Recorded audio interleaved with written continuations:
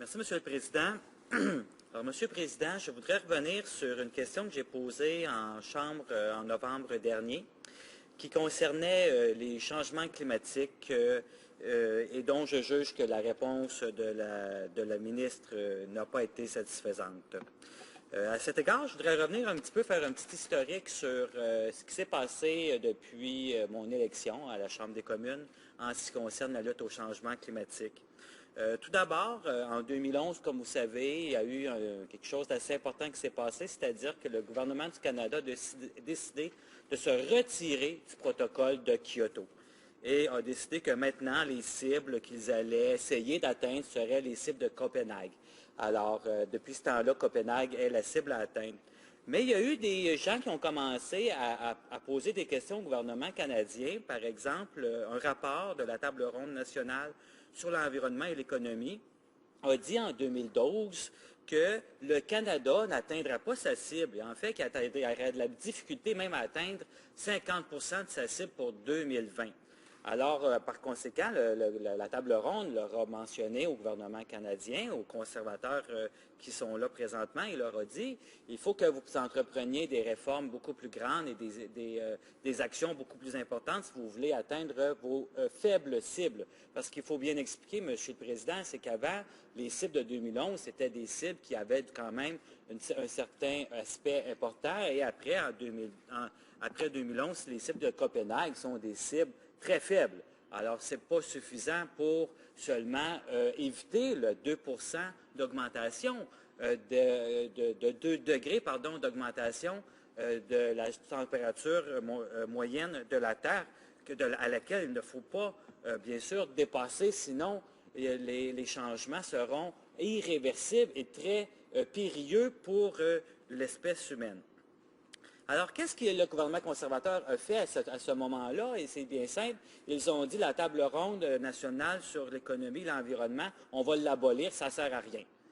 Alors que c'est vraiment une aberration, alors que cette table-là était la seule qui joignait l'environnement et l'économie ensemble pour justement faire progresser notre pays, le Canada, vers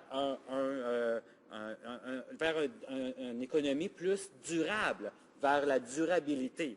Et malheureusement, les conservateurs ne pensaient pas que c'était une bonne idée. Et à cet égard, dans ce même rapport-là, en 2012, de la table ronde, ils ont mentionné, si on n'agit pas, ça va coûter 50 milliards au coffre-fort canadien. Donc, ça va coûter à la population canadienne, aux payeurs de taxes, aux payeurs d'impôts canadiens, plus cher d'attendre que d'agir maintenant et d'investir dans la lutte au changement climatique et dans l'adaptation au changement climatique. À cet égard-là, en octobre 2013, là, il y a eu un rapport d'Environnement Canada.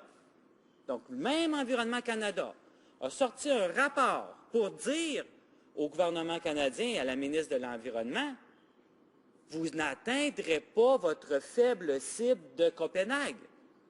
Alors, même les fonctionnaires du gouvernement conservateur sont en train de leur dire à eux-mêmes qu'ils n'atteindront pas leur faible cible.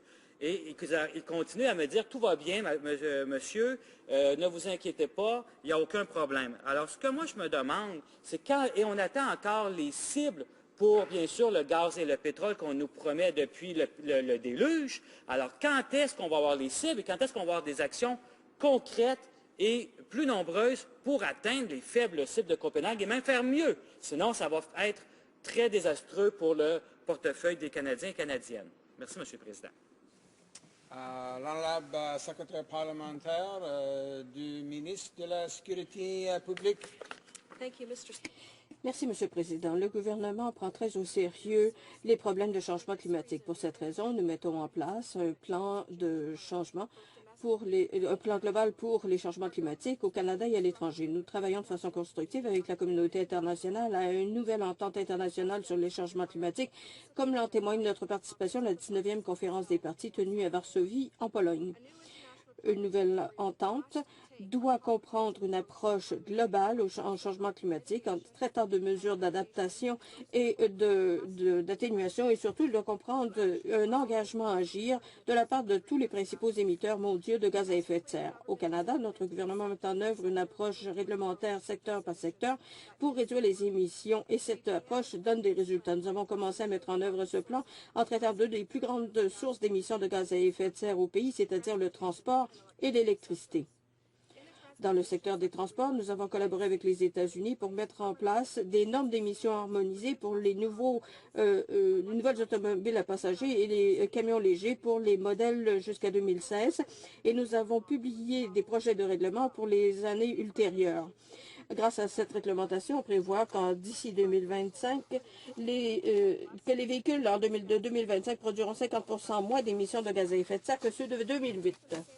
Nous avons adopté la même approche pour améliorer l'efficacité énergétique et réduire les émissions de gaz à effet de serre des véhicules lourds comme les gros camions, les camions déboires et les autobus. Grâce à cette réglementation, les émissions de gaz à effet de serre des véhicules lourds du modèle de 2018 seront réduites de jusqu'à 23%. Dans le secteur de l'électricité, notre gouvernement a adopté des règlements en matière de production au charbon, ce qui vont renforcer la position du Canada en matière de production d'électricité propre. Nous avons mis en place de nouvelles normes réglementaires de rendement pour la production au charbon. Grâce à cette réglementation, le Canada est devenu le principal utilisateur de charbon et interdire la construction de centrales au charbon traditionnelles. Le fait est qu'aucun autre gouvernement n'a fait autant pour réduire les gaz à effet de serre que le nôtre. Comme je l'ai dit, notre approche donne des résultats et les Canadiens peuvent en être fiers. Grâce aux mesures que nous avons prises, les émissions de 2020 devraient être de 128 mégatonnes plus faibles que ce qu'elles auraient été si les libéraux avaient été au pouvoir. C'est l'équivalent de fermer 37 centrales d'électricité au charbon. Notre gouvernement continuera de se concentrer sur une approche pragmatique en matière de changement climatique qui va réduire les émissions tout en continuant de créer des emplois et encourager la croissance de l'économie canadienne. Et nous allons faire tout cela sans imposer aux Canadiens une taxe sur le carbone de 20 milliards de dollars comme celle proposée par le NPD. Merci, Monsieur le Président. Député de Drummond. Merci, Monsieur le Président. Alors, j'ai bien écouté la réponse de la secrétaire parlementaire et juste pour répondre à ce qu'elle dit un petit peu, il y a certains pays d'Europe qui vont atteindre les cibles de Kyoto. Alors, pour elle, si elle pense que c'est le meilleur exemple, le Canada, dans le monde entier, je pense qu'elle doit revoir un petit peu les modèles autour d'elle parce qu'il y a des pays en Europe qui ont pratiquement atteint le protocole de Kyoto et qui sont encore dans Kyoto.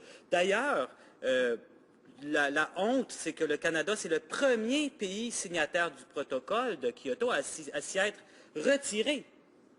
Alors, c'est vraiment pas une fierté. Et là, moi, je me lèverai pas en chambre pour dire qu'on est fier du travail qu'a fait le Canada en ce qui concerne la lutte au changement climatique.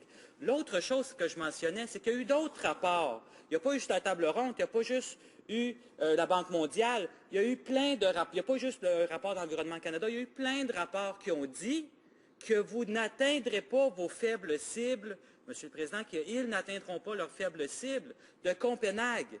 Alors, s'ils me disent, oui, on va continuer à rien faire et on va atteindre les cibles de Copenhague, alors il y a deux solutions.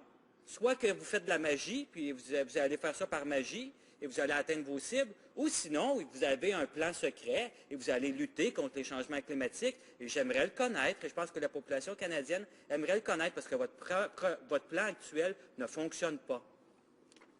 L'honorable secrétaire parlementaire. Merci. Depuis 2006, notre gouvernement a pris des mesures pour réduire les émissions de gaz à effet de serre et bâtir un environnement plus viable grâce à plus de 10 milliards de dollars en investissement pour appuyer les infrastructures vertes, l'efficacité énergétique, de nouvelles technologies d'énergie propre et la production d'énergie propre. Nous constatons des réussites puisque les émissions de gaz à effet de serre ont diminué alors que l'économie continue de croître. Les Canadiens peuvent aussi être fiers du fait que les émissions par habitant sont à un seuil faible historique de 20,4 tonnes d'équivalent de dioxyde de carbone par personne, leur niveau le plus bas depuis qu'on a commencé à suivre ces données depuis 1990. Monsieur le Président, les Canadiens peuvent compter sur notre gouvernement. Notre approche donne des résultats. Il y a aussi une autre chose sur laquelle les Canadiens peuvent compter, c'est-à-dire que nous allons continuer de nous opposer à la taxe sur le carbone de 20 milliards de dollars du NPD.